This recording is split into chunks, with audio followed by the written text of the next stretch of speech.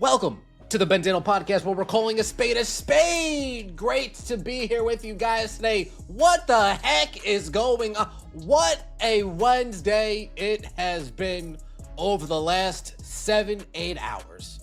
Caitlin Clark dropping a new colorway, showing us a new colorway. Congress is now demanding answers from the WNBA, and the Indiana Fever felt the need to respond to a letter that didn't even mention their name. First look at Caitlin Clark's new yellow colorway of the Nike Caitlin 1.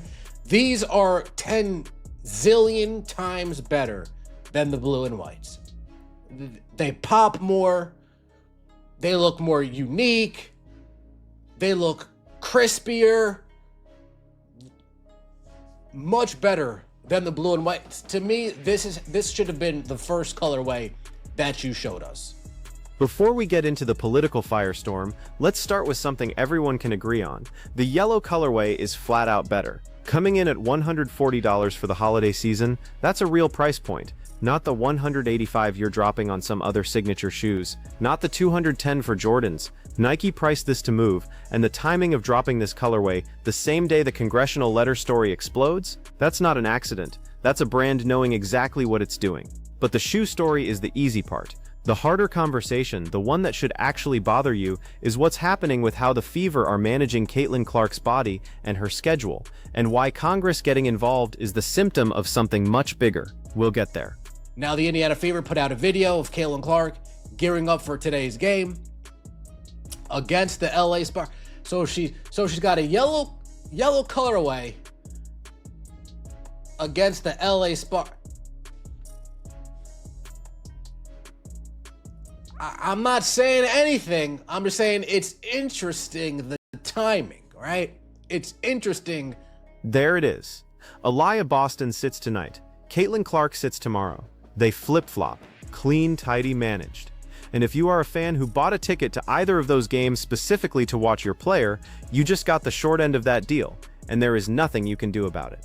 As a fan, you don't want to buy tickets to a game not knowing if your favorite player is going to play or if the team is going to have her load manage or she's going to load manage. You don't want to do that as a fan.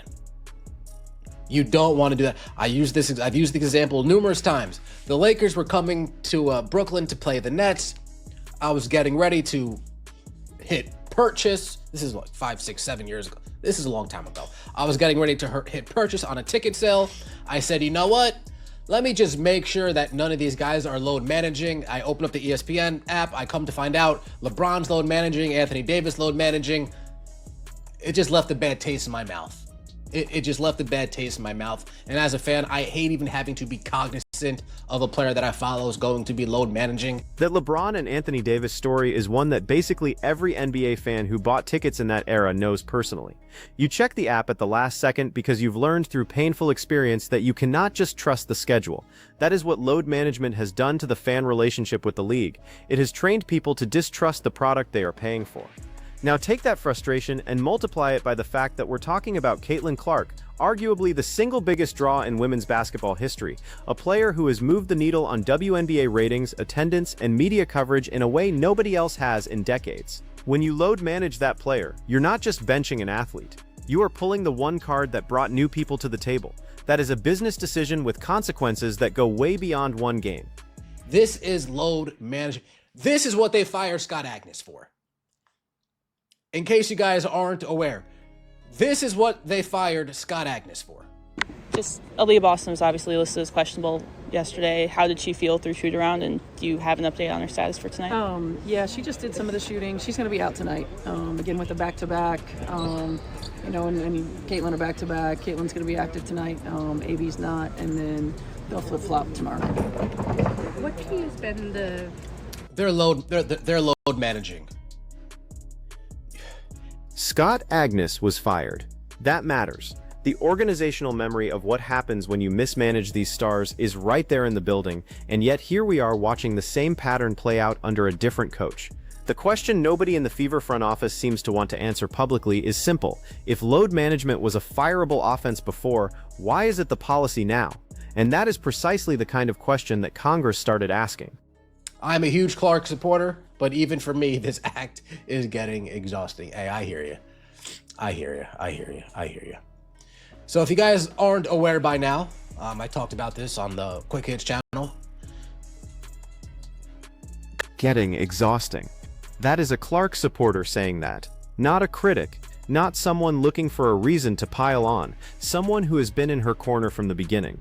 And when your own base starts saying the act is getting exhausting, that is a signal, not to dismiss, but to actually understand. 3 seasons of watching her get hammered on the court, dealing with injuries, and now sitting games back-to-back in a season where congressional representatives are filing letters about player safety. That is a compounding frustration, and it is earned. Congress is asking answers from the WNBA. They're asking answers from Kathy Engelbert. They penned a letter to Kathy Engelbert, and Chloe Peterson, being the mouthpiece for the Fever, Chloe Peterson has put out a Fever statement regarding that letter. Quote, "Our organization nor Caitlin have had any interaction with anyone in this congressional group, and we were unaware of their letter. We have been clear in our public comments and in our ongoing dialogue with the league about the priority of player safety. Our players and our fans know where we stand on those issues, and we will continue to stick up for our team and a standard of excellence across the league." Congress penned a letter to WNBA Commissioner Kathy Engelbert, not to the Indiana Fever, not to Stephanie White, to Engelbert, demanding answers about player safety and specifically the pattern of physical play directed at Caitlin Clark over the last 3 years. That letter was addressed to the league office because the league office is the entity with the authority and the responsibility to set standards for officiating, for flagrant foul enforcement, and for what constitutes acceptable physicality. The Fever were not the target. They were not named. They were not asked to respond. So why did they? Now, our organization nor Caitlin have had any interaction with anyone in this congressional group. They didn't even mention you in this letter, Indiana Fever. They didn't even mention your team. They didn't even say Caitlin Clark, a player for the Indiana Fever. They didn't even mention your team, yet you felt the need to chime in. Secondly, they want answers from Kathy Engelbert. Why should they? Why are they going to reach out to you? Why are they going to ask you anything?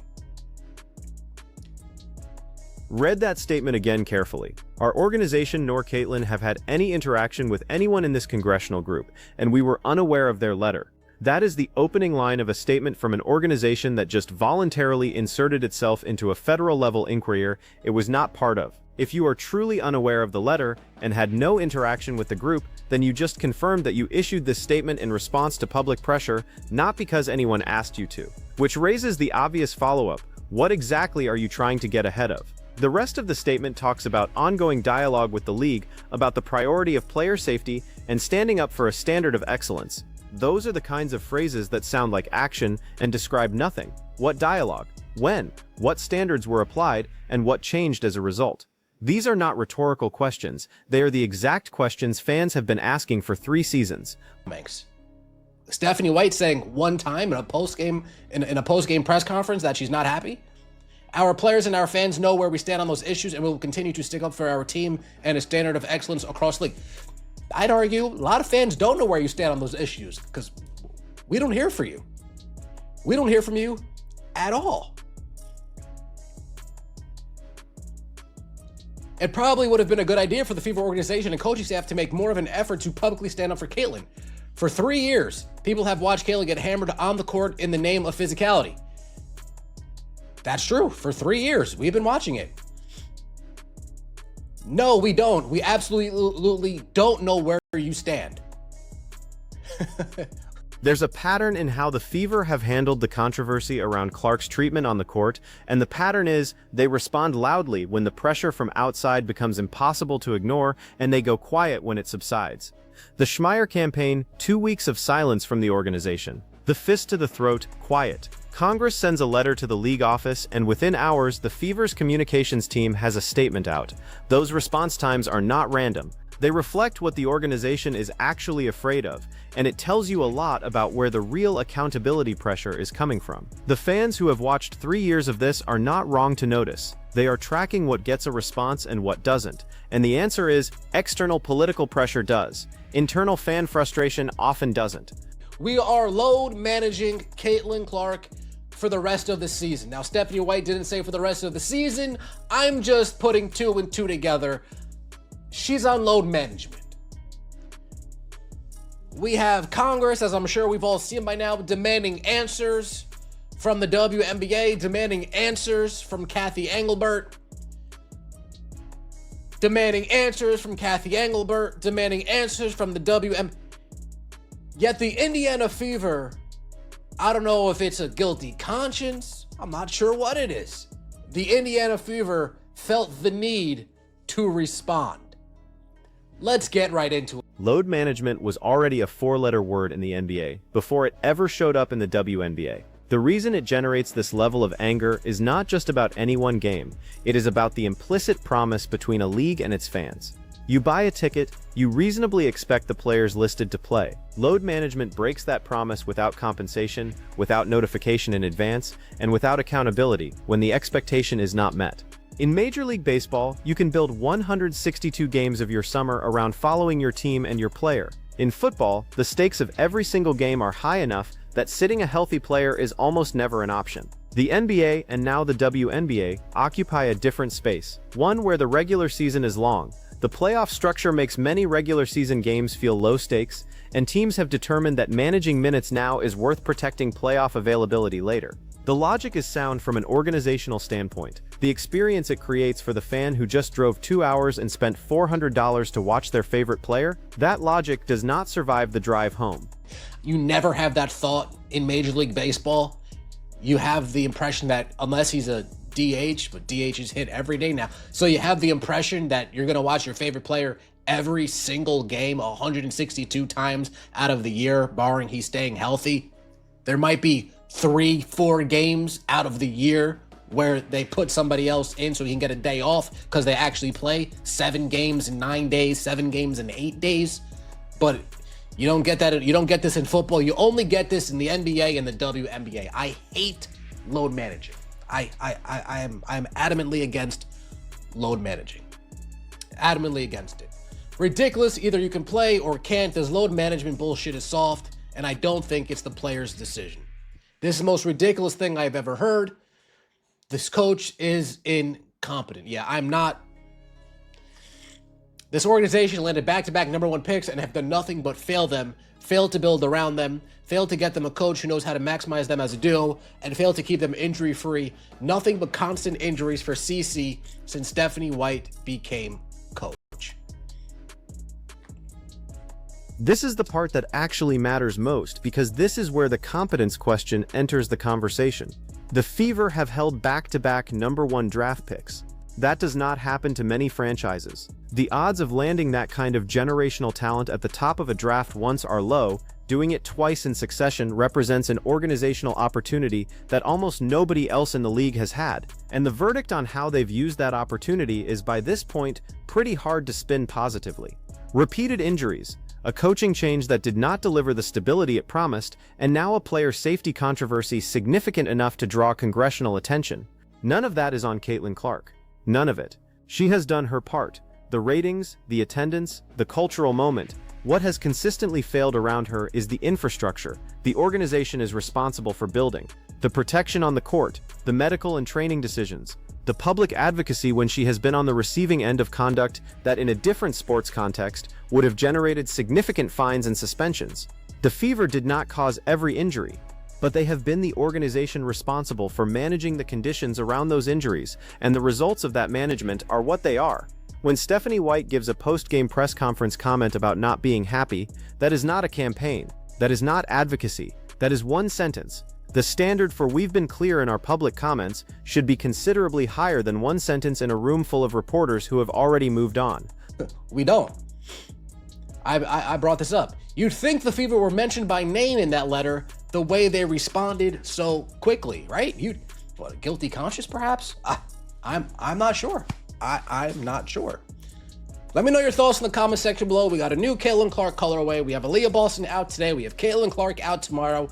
We have the Congress demanding questions, and we have the Indiana Fever within a few hours responding to that letter. Remember, Stephanie White, fake news on the hot seat, they responded. Caitlin Clark smear campaign for 2 weeks, quiet. Congress demanding questions, they responded. Here is what the Fever's statement actually accomplished. It reminded everyone who wasn't already following this story that Congress is involved, It confirmed that the organization is reactive rather than proactive on this issue, and it produced zero new information about what specifically the Fever are doing or plan to do to protect their most valuable asset on and off the court. We will continue to stick up for our team and a standard of excellence across the league. That sentence has been written by a PR department. No coach says that, no player says that. That is language designed to sound like a commitment while committing to nothing specific. And fans who have been watching this for 3 years are sophisticated enough to know the difference between a statement and a policy. Remember, Stephanie White, fake news on the hot seat, they responded. Caitlin Clark smear campaign for 2 weeks, quiet. Congress demanding questions, they responded. Caitlin Clark getting a fist in the throat, quiet. Let me know your thoughts in the comment section below. Like the video, have the video, and subscribe to the channel. That would mean so much to me. See you in the venue later tonight. So where does this actually go from here? Congress sending a letter to a sports league commissioner is not nothing, but it is also not legislation. The real pressure is on Cathy Engelbert, and the real question is whether the WNBA's leadership responds to that pressure with structural changes to officiating standards and player protection enforcement, or whether they do what leagues tend to do, issue a statement, acknowledge the concerns, and wait for the news cycle to move on. If the latter happens, then the congressional letter becomes a data point in a longer argument that the WNBA is not taking this seriously at an institutional level, and the fan frustration that is already present from people who have been watching Clark get hit and watching the league not act will compound further. At some point, that frustration has a cost. Ratings, attendance, merchandise. The economic engine that the Clark era has built does not run forever on goodwill alone. The Fever have a decision to make about whether they want to be an organization that shaped this moment or one that reacted to it. The clock on that decision has been running for 3 years, and the congressional letter is the loudest indication yet that the window is not open indefinitely. So here is the question that should be living in your head. After all of this, do you think the WNBA and the Fever actually change anything as a result of this congressional pressure, or does this blow over in 2 weeks the same way everything else has? Drop your answer in the comments below. If you're watching this and you've been following the Clark story for a while, I want to know what you think it actually takes to move the needle on this. Like the video if you think the league needs to answer for this. Subscribe so you don't miss what happens next when Congress actually gets a response, and let's see what Cathy Engelbert has to say.